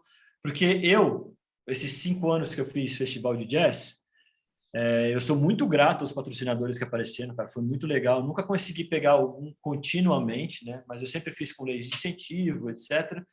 E, ao mesmo tempo, eu admiro demais também os festivais que conseguem, assim, de forma autônoma, fazer acontecer. Do jeito, sei lá, com ingresso, com venda de bebida, com venda de comida, mesmo que isso feche um grande lucro ou que feche tipo no 0-0, entendeu? Então, eu mesmo acredito no equilíbrio dos dois, sabe? Eu adoraria fazer uma coisa que tenha um público suficiente para pagar a coisa e se o patrocinador chegar, assim, vamos somar, vai ser do caramba, assim. Então, eu já vi que o Thiago com o Forró da Lua Cheia, parece que vocês não trabalham com patrocinador, mas estão abertos a isso. O Assim, na verdade, Psicodália, só para eu terminar o raciocínio, Thiago, o Psicodália, quando eu fui, eu não lembro de ter visto patrocinador. O Morristock ainda não fui, e aí, pelo que eu estou vendo aqui pelo Paulo Zé, ele também está aberto a isso, mas ele também tem essa autonomia de um público, ou, enfim, eu queria que vocês falassem mais um pouco disso, como é que é o trabalho de vocês com patrocinadores, e, assim, eu escutei o Thiago falando, cara, eu me ponho à disposição para ajudar vocês quando vocês precisarem nessas leis de incentivo, essas coisas, que é o jeito que eu sei, entendeu? Do mesmo jeito que um dia que eu for fazer algo que eu preciso de bilheteria, preciso fidelizar meu público, eu vou pedir ajuda para vocês. Então, eu estou aqui à disposição, cara, para somar no festival de vocês quando você puder. Então, Thiago, que já ia falar, se quiser falar, Thiago. Não, isso aí, Daniel, a gente, ano passado, eu estava listando aqui, eu falei com mais de 50 marcas para tentar apoio. A gente tem alguns patrocínios pontuais, tivemos no última edição, o Grupo Petrópolis deu um suporte bem bacana com a gente, com a cervejaria, com a Black Princess, a cervejaria Itaipava, a TNT. Então, nós tivemos até, e algumas marcas pontuais da região. A gente faz um trabalho, tenta fazer um trabalho realmente de vender essa contrapartida, de mostrar para as marcas a importância da experiência ao vivo, de eventos como o nosso, mas, como eu comentei lá atrás, ainda não chegamos no patamar nem perto da onde a gente gostaria. E a ideia nossa de patrocínio, a gente não depende hoje de patrocínio, mas ele vem para para a gente não aumentar o valor de ingresso, para vir melhorar uma infraestrutura ali e dar um conforto maior para o público. Então, nossa intenção de patrocínio é mais nessa linha, mas com certeza, no meu caso, seria super bem-vindo aí os apoios de marcas, desde que, óbvio, elas tenham sinergia com o nosso festival. Claro. Legal. E você, Klaus, no Psicodália, como é que é? Como é que vocês lidam com isso? O Psicodália nunca teve, né? Nenhum tipo de apoio, nem patrocínio, né? O apoio que a gente teve não é apoio, diria obrigação, né? Porque foi o cara que vendeu, a distribuidora que vendeu cerveja, que cedeu as térmicas, né? Ou uma barraquinha. Isso faz parte da relação de comercial aí. O cara te estrutura, se você trabalha em eventos, você compra com ele tem que te oferecer a estrutura para você trabalhar. Mas como apoiadores, como patrocinadores, nunca tivemos nenhum. Já cogitamos, sim. Inclusive, dia 2008, por aí, 2009, não me lembro exatamente qual ano, nós fizemos um projeto com a Lei Rouanet, fomos aprovados para captação, só que nós nem tentamos fazer a captação. Eu confesso que quando a gente foi fazer o projeto, eu já estava um pouco contrariado, mas topei, né? Vamos embora, vamos fazer, né? Vamos tentar. Por causa disso, dessas dificuldades, né? Às vezes as pessoas confundem você querer um patrocínio com você querer, tipo, eu quero aumentar a minha piscina de riqueza. Cara, a gente já está falando da dificuldade que é você fechar no verde. Você sobreviver de um trabalho desse tipo, assim, você ter teu ganha-pão normal igual todo mundo, isso já é difícil. Mas quando a gente fala, pessoas como nós, pelo menos, né, esse grupo aqui são pessoas que eu tenho uma conexão, que eu tenho um pouco mais de conhecimento dos ideais deles, assim, da visão de mundo, do jeito de trabalhar. É o que o Panella falou. Quando você está falando que você quer um patrocínio, um evento que é um patrocínio, não é para o cara ficar rico, não é para o cara ganhar dinheiro, não é para a mina ser a produtora mais bambambã, não é para isso, é para devolver aquilo pro projeto. É para isso, é para poder ter um artista legal, cara, poder ter um artista bacana, poder dar uma estrutura boa para essa equipe, pagar bem as pessoas que trabalham, saca? Tipo, sei lá, cara, tem gente lá lavando tua privada, né? Você quer pagar essa pessoa de uma forma decente, você quer trazer uma boa estrutura de segurança, de limpeza, de iluminação, de palcos, de qualidade do ambiente todo, decorar aquilo, oferecer vários produtos, vários serviços que contemplem bem o teu público e deixem eles satisfeitos. Então, a maior parte dos patrocínios e apoios vem para dar suporte ao evento, para ele oferecer algo ainda melhor para o público e para as pessoas que trabalham lá dentro e colaboram com aquilo, né? Então, as pessoas às vezes confundem essa pia, né, do patrocinador. Tem patrocínio, está nadando em dinheiro. Não, cara, o dinheiro do patrocinador está sendo usado para o evento. Se você for ganhar algum dinheiro, vai ser na tua cerveja, na tua comida ali, que você ralou para caralho também para poder fazer aquilo lá para vender, ou tenha terceirizado, que seja. E tem muito essa questão, assim, em alguns momentos, assim, infelizmente, algumas pessoas olham essa coisa do o festival independente sem patrocínio ou versus o festival patrocínio contemplado no incentivo. Eu acho que nada a ver. É esse e mais o outro. Tá tudo ótimo. Tem que ter as leis de fomentação à cultura, tem que ter mecenato, tem que ter dinheiro público investido na cultura, tem que ter, sim, abertura para você captar patrocínio, com uma empresa colocar dinheiro lá dentro e ajudar a fomentar a cultura, e tem que ter quem também topa o peito do rolê e vai na raça lá. Tudo isso se soma, isso não compete, isso não é esse ou aquele, é esse versus aquele. Nós estamos tudo junto. Então, já tive encontros assim do pessoal falar, mas você é contra o patrocínio? Como assim eu sou contra o patrocínio? Olha quantos projetos de arte e de cultura no Brasil, no mundo, dependem do patrocínio para existir. Não sou nada contra o patrocínio, pelo contrário, eu acho que o patrocínio é muito pouco, eu acho que o incentivo do poder público, do Estado, da União, das prefeituras, é ridículo de valor. Você não está falando só de festival de música, está falando de qualquer momento cultural, artístico do país.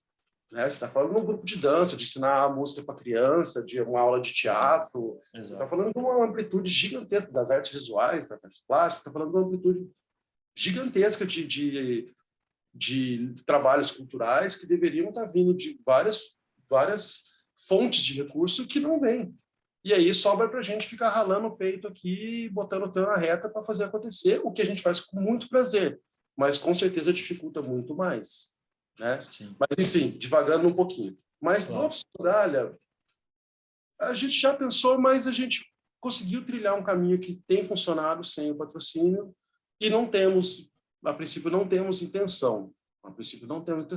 Agora, eu não saberia te dizer, vamos supor que pinte uma marca que seja muito legal mesmo, que está com um produto, um serviço muito legal entrando no mercado e quer chegar e fomentar e tem ideais bons e, sabe, idoneidade. Talvez, cara, talvez sim, mas eu não vislumbro isso acontecendo. Eu acho que vamos acabar continuando o nosso caminho tranquilo aqui e ralando para sempre. Isso aí. Paulo Zé.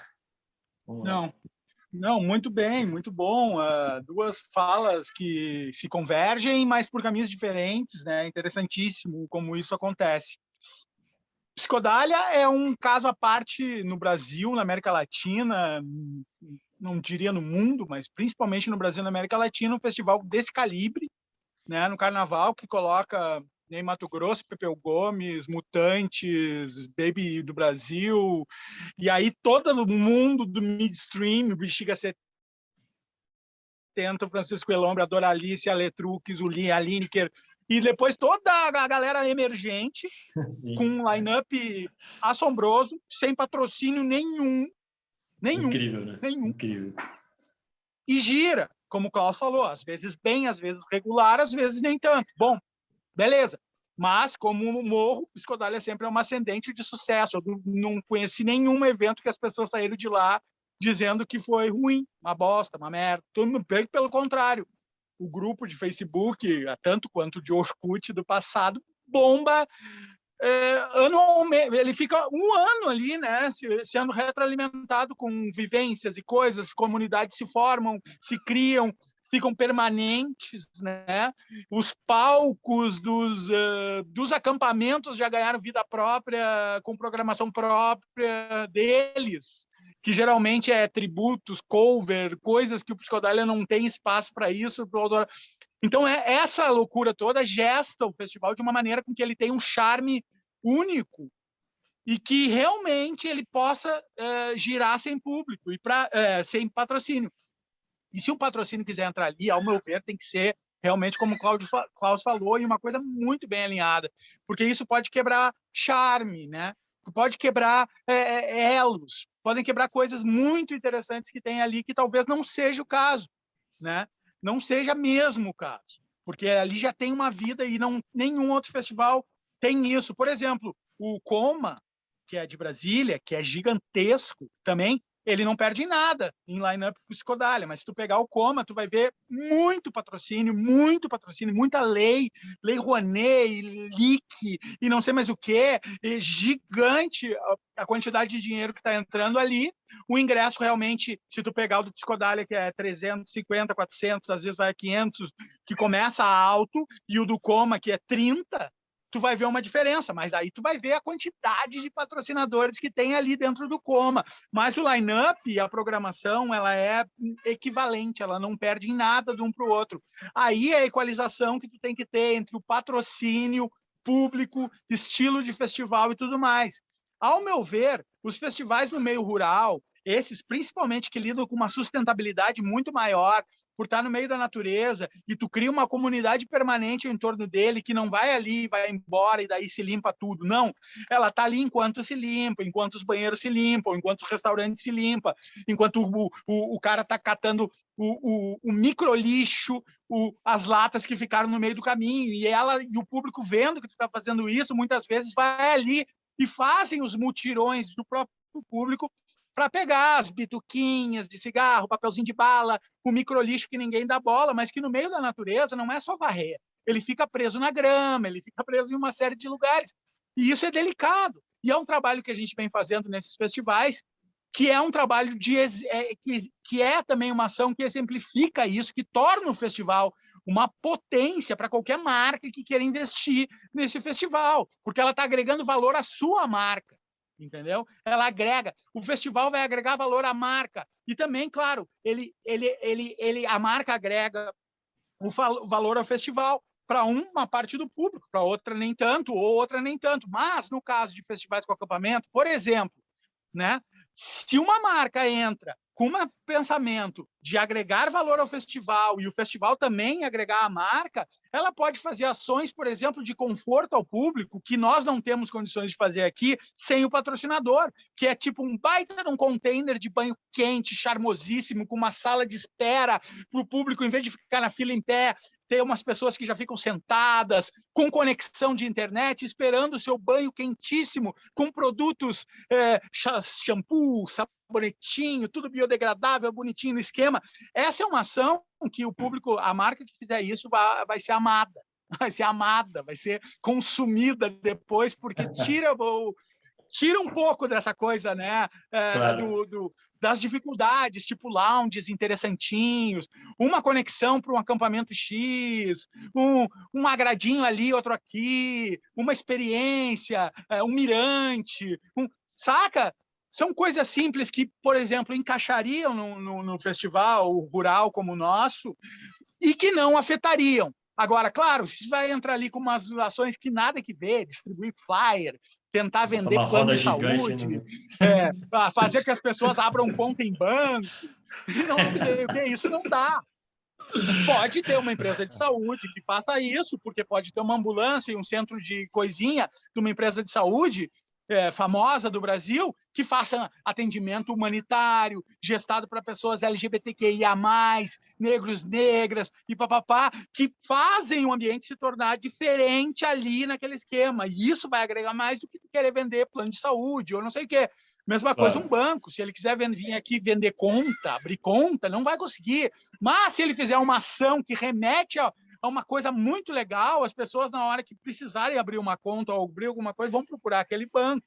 Então, tudo é uma questão de tu equalizar as coisas. E os festivais rurais, eles têm se tornado cada dia mais sexys para marcas. Isso eu digo, Sim. porque a diversidade ela está ali junto, assim como os outros festivais, mas tem o nosso caráter de agregador de sustentável no meio da natureza e num ambiente onde tu convive por 4, 5 dias e não gera uma briga. As pessoas criam um elo dali que elas saem e transformam esse elo em outras comunidades fora do festival. E elas ainda consomem muito do que vem de dentro do festival, ou seja, bandas, né, artistas que são fomentados muito por causa disso, né, e daí são consumidos em cliques, em Spotify, em seguidores, isso e aquilo. Teatros, né, grupos de teatro que entram no radar da cabeça das pessoas, práticas holísticas que são aprendidas nas oficinas e tudo mais, oficina, estilo de vida, circo, estilo de vida, alimentação, né, uma coisa muito importante que também tem muito, né, essa coisa do carnívoro ao vegano e aquele nutrição, né, nos festivais, que é muito interessante. Então, existe tudo isso, né? Essa coisa que, como tu falou lá no início da live, os festivais rurais, eles têm tudo contra, mas eles têm tudo a favor. E nos tempos de hoje, de pandemia, que a gente ficou longe de contatos com artistas e com o público, com aglomerações, os festivais, esses de vivência na natureza, são os festivais, eu acho que estão assim a passos à frente para se relacionar com marcas, porque as pessoas já não querem mais sair para ficar tanto em lugares fechados e querem sair para ficar em lugares abertos, mas também querem sair para lugares onde elas possam ter uma vivência, ver shows, participar de oficinas, ver teatro e circo, mas também fiquem no meio da natureza. E aí um lugar como o Psicodália, que tem trilha para cachoeira, um lugar que nem o Forró da Lua Cheia, que tem um mirante maravilhoso, que tu vê toda uma região, tu fica praticamente no topo de uma montanha, onde tem uma planície a perder de vista, onde o teu olho alcança, as montanhas da distância, assim, aquela imensidão, e o Morro Estoque, que também tem o seu Rio Verde Esmeralda cruzando aqui, e as trilhas para as cachoeiras, e o verde maravilhoso aqui do balneário, ouro verde, olha o super verde aqui, ó, é verde para todo lado. Então, isso as pessoas estão buscando cada vez mais nos dias de hoje. E eu acho que isso vai tornar os festivais um pouco mais sexy para marcas, porque o diálogo já saiu do kumbaya, do hipismo, e está trazendo para uma questão muito mais impactante, que é a inovação da sustentabilidade, da inclusão e da diversidade das comunidades que saem de dentro dos festivais, porque saem diversas comunidades daqui de dentro dos festivais que têm vida própria depois nos seus ambientes.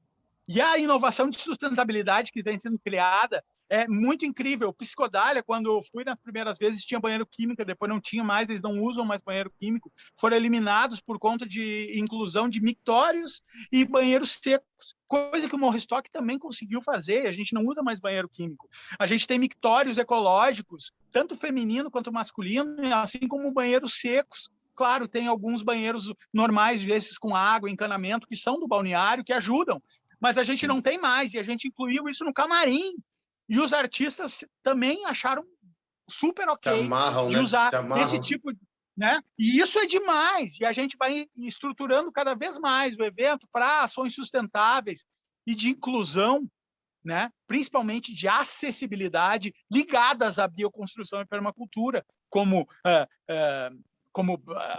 mirantes para cadeiras, as paradas que tem que ter nos banheiros, em vez de ser de ferro, de bambu e tal, e tu transformar isso em ações que sejam elegantes, que sejam pró-natureza, que sejam inclusivas e acessíveis, né? E acessíveis, principalmente.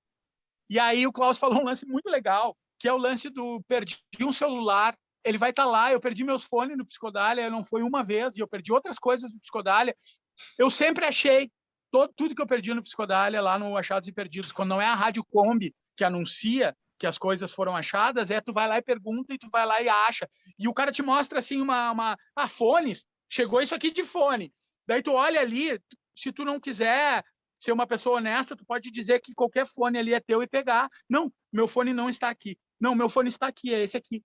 E isso tu acumula créditos kármicos, que é o patrocinador do Psicodália. O cartão de crédito kármico da vida. É os créditos kármicos. Tem propaganda na rádio, isso aí, inclusive, lá dentro do Psicodália, na Rádio Kombi, que a gente ouve nos radinhos dos celulares, as caixinhas, enquanto está nas barracas. Patrocínio, créditos kármicos, que é o que tu acumula fazendo isso, boas ações, respeitando, dando bom dia, boa tarde, boa noite, respeitando fila, não furando fila, respeitando o coleguinha, respeitando quem é diferente, né? Então tu vai acumulando crédito kármico, né, durante o festival e sai de lá energizado para jogar esses créditos kármicos para o mundo.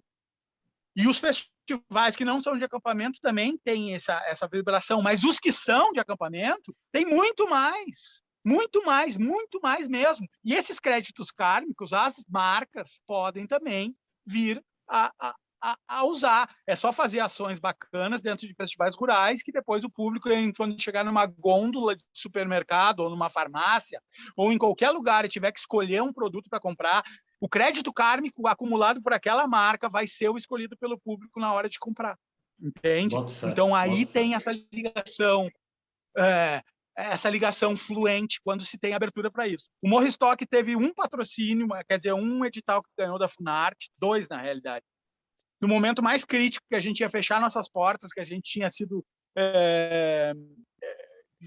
expulso da cidade de Sapiranga pela prefeitura, no seguinte, embargado com polícia, com tudo, no meio da área rural, ficamos com um prejuízo gigantesco e daí tivemos a alegria de ganhar um edital da Funarte que foi pago um dia antes da Dilma ser impeachmentada pelo Congresso. Ou seja, ela pagou e foi impeachmentada, porque se o Temer assumisse aquilo, ele jamais pagaria esse edital, jamais. O dinheiro entrou na terça-feira de manhã na nossa conta, ela foi impeachmentada na quarta, ou seja, ela pagou aquele edital, porque aquele edital era importante, era de casas de show e festivais. Eram 20 festivais no Brasil todo e 20 casas, palcos permanentes, que também. E com esse dinheiro a gente saiu do nosso super vermelho e conseguimos achar esse lugar aqui em Santa Maria e voltamos à vida. E depois eles botaram na roda o edital da Paralimpíadas, que a gente fez uma edição na Fundição Progresso, no Rio, e esse eles pagaram não sei como.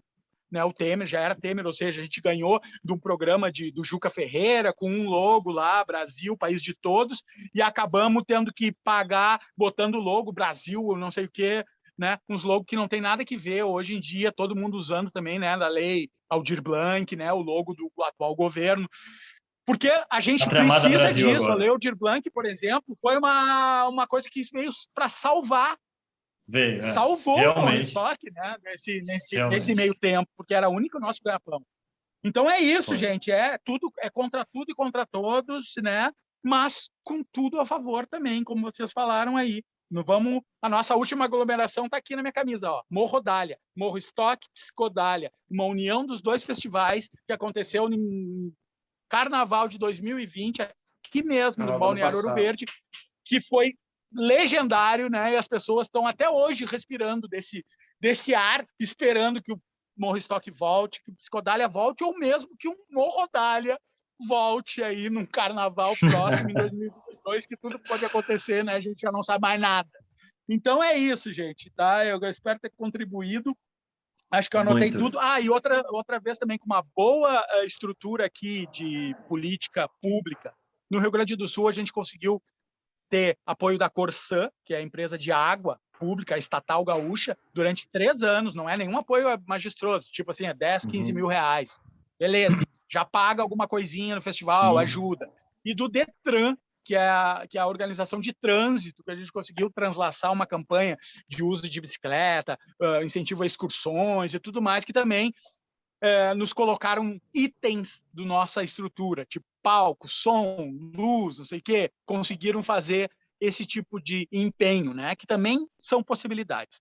Então, o Morro Stock não teve, mas mais não tem do que tem, mas a gente acha que tudo está mudando e os festivais estão ficando cada vez mais sexys para marcas, principalmente os rurais, que têm coisas diferentes, que saem um pouco da bolha, né? E que possam estar oferecendo para a galera aí, também para marcas acumularem seus créditos kármicos. Isso aí, pessoal. Cara, para variar, todos os episódios aqui a gente passou o tempo que a gente tinha. Tudo bem, a gente não vai cortar nada, mas realmente não dá para a gente continuar. Cara, eu faria mais uns 4 episódios só com vocês, assim, ou com mais gente. Cara, eu tenho perguntas e curiosidades infinitas, mas, enfim, como não é possível, eu só tenho a agradecer vocês a presença aqui e por essa aula que vocês me deram, que vocês estão dando para todo mundo aqui. Vida longuíssima o festival de vocês. O que eu puder ajudar, cara, com o maior prazer, assim. E brigadão, a gente está em contato, a gente está passando essa fase de Covid que, caramba, foi e está sendo muito difícil, né? Mas a gente chegou até aqui, cara. Agora a gente vai ter que resistir, vai ter que, sabe, vai dar tudo certo. Então, valeu, Paulo Zé, valeu, Klaus, valeu, Thiago. Espero vê-los muito em breve. Quero muito conhecer o Morro Stock, quero muito voltar ao Psicodália, quero muito voltar ao Forró da Lua Cheia.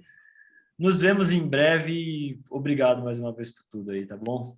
Bora, a gente se vê nos festivais, né? A gente se vê nos festivais. Nós com aqui, certeza. A galera que vai assistir, e lá a gente continua papo, e lá a gente conta mais história e, de preferência, acima de tudo, vamos criar novas, né?